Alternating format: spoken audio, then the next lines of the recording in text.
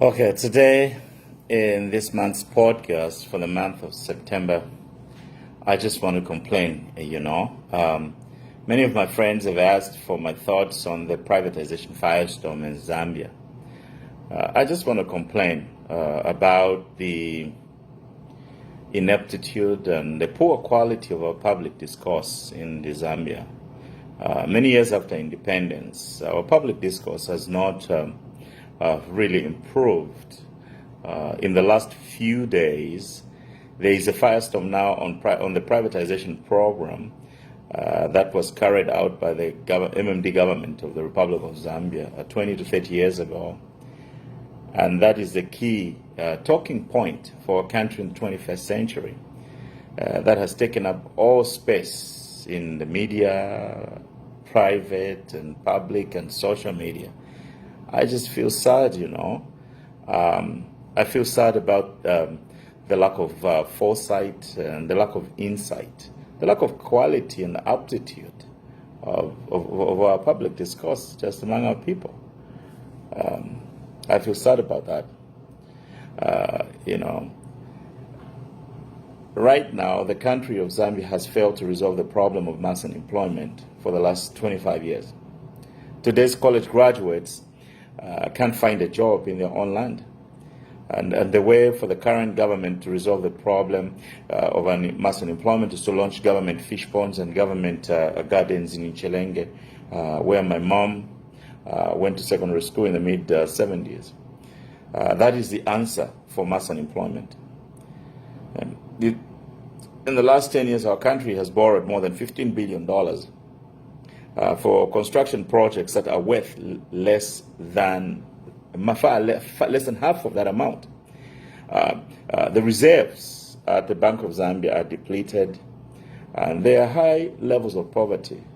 Zambia, despite borrowing these huge sums of money, the household poverty levels are going at 60.4%, far much higher than when Kenneth Kaunda had borrowed $9 billion and spending most of it on feeding and educating his own people. But today, the conversation for the future of Zambia is reduced to the botched privatization program from nearly 30 years ago. That's very sad to me, how we are framing the issues of our time and solutions to the most difficult challenges the country is facing right now is to look backwards 30 years ago and try to pinpoint one asset that we think was sold improperly. That's really sad. Not to be demeaning or to sound as if we know it all, but we must have fidelity to facts in our conversation, in our discussions. The government of the Republic of Zambia under Frederick Chiluba, with Edith Nawakwi particularly as the Minister of Finance, did not carry out privatization in Zambia, as we know it. There was no financial research conducted into companies on sale. The bids were not properly vetted, and they sold those companies like sales in a pawn shop. The Minister of Finance valikuwa nivana market pameni balesha tomato. If what she said on radio and TV was true this past week, how can you sell government property based on a single question chat with a consultant about the value of Intercontinental Hotel in Livingstone, and that makes you to go ahead and close the deal on behalf of the government? Were you guys dating, you and the consultant? It's not fair, to a country that 30 years after the fact, that's when you raise a quarrel with the people you are selling stuff to.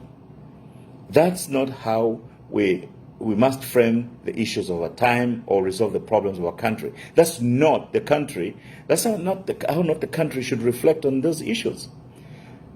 The main issues are what the current administration has done to the watchers that Monawasa left with us. Monawasa left $5 billion in cash on hand and reserves in gold and at the Bank of Zambia, plus $6 billion in debt that we didn't have to pay. But the Patriotic Front government under Mr. Lungu has depleted all of that money. that one was left and borrowed on top of that more than $15 billion and spent it, nearly all of it, on cuts, deals, and constructions. And what is even a bigger problem is the way they borrowed the money. It is also how they borrowed the money and where they borrowed the money. For example, although there must be questions on accounting for the proceeds of the Eurobond was a transparent date. We can review its performance on financial markets in Europe. But the rest are subprime yuan bonds. It means the bonds were not on competitive terms. They were secured in dark corner meetings and are worth more than what we got out of them. They are worth more than what we got out of them. For example, a project could be worth $250,000. Then the secured yuan bond was issued for $1 million. The country needs to have people in leadership who know and understand how the global economy works, and particularly the simplicity of just how to use a calculator when you're dealing with national money. It seems to me that wasn't the case with the MMD government. Our government declared, another example I can give you just in the recent past, our government declared that each fire truck cost $1 million. And we know from insurance and the other, the fire tenders were actually worth $250,000 each. So the difference between the $1 million and the $250,000 is actually $750,000. The question we must ask our government is the difference between $250 and $1 million per fire truck, and there were 42. Shayakwi. If we took $750,000 and poured it into just one city that received the fire truck, we say, okay, on top of the fire truck, we are going to also provide the $750,000 into the economic activities of the city, into the economic and social activities of the city. We can uplift the standards of the people. We can lift the standards of living people. Those are the questions I believe that we need to be asking today. Or must we wait 30 years from now for us to have another Nawakwi to come and ask those questions? They borrowed mainly from subprime yuan bonds lenders and spent most of the money on projects that are worth far less than the money they borrowed. That's where our eyes need to be looking. That's where the money is. The money and capacity that Bonawasa left has been squandered. We need to change players so that we as a country can audit, investigate, and find out where each loan came from, how it was used, who took what amount, and where the money went. Why have we spent $15 billion and the youth are still unemployed? Why are our people only spectators of constructions in their own land? So borrowings, why the majority of so much borrowing? So why are people still in abject poverty? Where did the money go? That is the biggest question of our time, and that's the biggest question of this election. We need that addressed in the Zambia. Must we wait for another Nawakwi 30 years from now, from today, to find out where the money went? If you fear privatization, it's a distraction. People who know anything about money will tell you that the ignorant and embarrassing government did not even carry out privatization. They auctioned companies to foreign firms.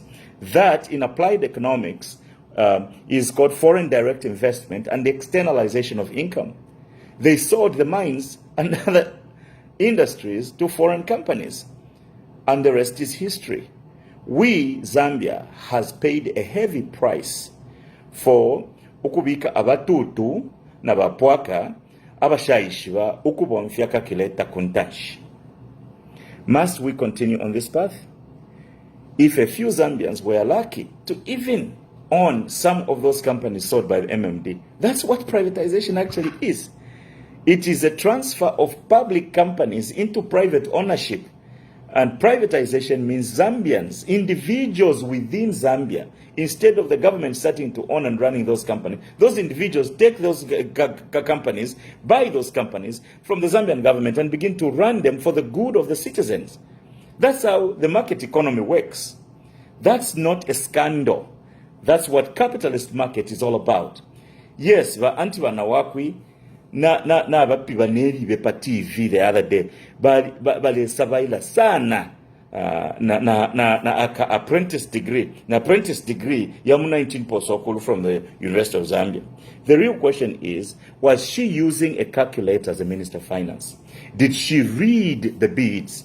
What criteria other than the word of mouth from my estranged brother-in-law did she use to select the bidders? Those are the critical questions we need to ask for Zambia. Nangu mwamupatasha ni umunenu. Nangu nifia wala da kumshikiri mayatu kufika mala yambushu umukoshu umuntu. You cannot pin the failure of an entire government to an individual who was in the private sector. No. We as a whole country must refuse to accept this type of conversation and this type of discourse. Let us change the key players in the management of our economy. Let us, once we do that, let us now audit what has been done in the last 10 years and find out where the money has gone. Why the money that was borrowed has not moved an inch in the levels of poverty, has not improved our education system. We have structures built by other people. And now the owners of the money have even sponsored our government with armored vehicles. Armored vehicles that are supposed to be in the armed forces now have been given to the police. What are they going to do? They are going to provide military support against the citizens to secure the money they loaned our country. That's what we must wake up to that. And we must be vigilant to see that.